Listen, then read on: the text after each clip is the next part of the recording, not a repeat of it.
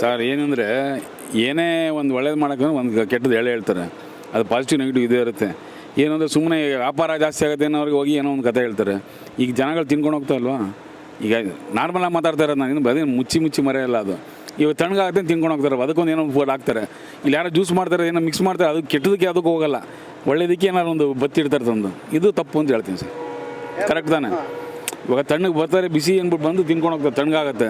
ಇದು ಇಂಜೆಕ್ಟ್ ಮಾಡ್ತಾರೆ ಅಂತ ಹಚ್ಚಿದ್ರೆ ಅದು ತಿನ್ಬಾರ್ದಾಗಾರೆ. ಈಗ ಅನ್ನ ತಿನ್ಬೇಡೋದಕ್ಕೇನು ಹಾಕ್ತೀನಿ ಅಂತಾರೆ, ಅದು ವಿಷ, ಇದು ವಿಷನಾಗಾರೆ. ಹೇಳ್ಬೇಕಾದ್ರೆ ಏನೋ ಒಂದು ಇದಿರ್ಬೇಕು, ಒಂದು ರೀಸನ್ ಇರಬೇಕು, ಒಂದು ಯಾವುದೋ ಒಂದು ಪ್ರೂಫ್ ತೋರಿಸ್ಬೇಕಪ್ಪ. ಏನು ತೋರಿಸಿ ಸುಮ್ಮನೆ ಮಾತಾಡ್ರೆ ಏನು ಪ್ರಯೋಜನ?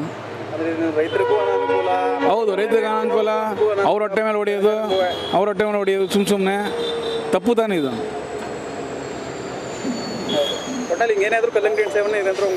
ಖಂಡಿತ ಮಾಡಬೇಕು, ಮಾಡೋದು ಒಳ್ಳೇದು, ಎಂಥದ್ದು ಆಗಲ್ಲ, ಬರೀ ಸುಳ್ಳು ಇವೆಲ್ಲ. ನನ್ನ ಪ್ರಕಾರ ಡೈಲಿ ತಿಂತೀನಿ ನಾನು. ಸುಳ್ಳು ಹೇಳ್ತಾರೆ ಬನ್ನಿ, ಡೈಲಿ ತಿಂತೀನಿ, ಇಲ್ಲೂ ತಿಂತೀನಿ, ಬೇರೆ ಕಡೆ ತಿಂತೀನಿ, ಮನೆಗೂ ತೊಗೊಂಡೋಗ್ತೀವಿ ಕಲ್ಲಂಗಡಿ. ಇದುವರೆಗೆ ಏನೂ ಆಗಿಲ್ಲ ನನಗೆ 10 ವರ್ಷದಿಂದ. ಮೊದಲಾರೆ ವರ್ಷದಲ್ಲಿ ಒಂದೇ ಸತಿ ಬರೋದು ಫೆಬ್ರವರಿಗೆ. ಇವಾಗ ವರ್ಷವೆಲ್ಲ ಇರುತ್ತಲ್ಲ ಕಲ್ಲಂಗಡಿಯನ್ನು.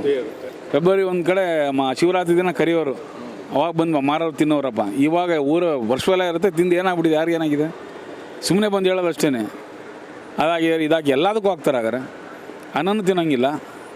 ವೆಜಿಟೇಬಲ್ಗೆ ಹಾಕ್ತೀನಿ ಅಂತಾರೆ. ಈಗ ಕೋಸು ಅಂದರೆ ಕೋಸಿಗೆ ಅಂತಾರೆ. ಹಣ್ಣಿನ ಕಲರ್ ಅದು ಏನಿರುತ್ತೋ ಅದು ಲೈಟಾಗಿ ಇದ್ದೇ ಇರುತ್ತೆ, ಎಲ್ಲ ಹಣ್ಣಲ್ಲೂ ಇರುತ್ತೆ ಸರ್. ಈಗ ಮಾವಿನ ಹಣ್ಣಲ್ಲಿ ಅದು ಲೈಟಾಗಿ ಇದ್ದೇ ಇರುತ್ತೆ. ಈಗ ನೀವು ಪರಂಗಿ ಹಣ್ಣು ತೊಗೊಳ್ಳಿ, ಅದು ನಾವು ಹಿಂಗೆ ಶೆಡ್ಗೆ ಹಾಕ್ಕೊಂಡ್ರೆ ಅದು ಲೈಟಾಗಿ ಆ ಪರಂಗಿ ಹಣ್ಣು ಕಲರ್ ಬಂದೇ ಬರುತ್ತೆ. ಹಂಗಾಗಿ ಇದು ಏನು ಲೈಟಾಗಿ ಇರುತ್ತೆ. ಹಂಗಂತ ಇಂಜೆಕ್ಷನ್ನು ಅವರು ಕಲರ್ಗೆಲ್ಲ ಇಂಜೆಕ್ಷನ್ ಮಾಡೋಕ್ಕೆ ಹೋಗಲ್ಲ ಸರ್ ಯಾರು. ಎಲ್ಲದೆಲ್ಲ ಸುಳ್ಳೇ ಸರ್, ಸುಳ್ಳು.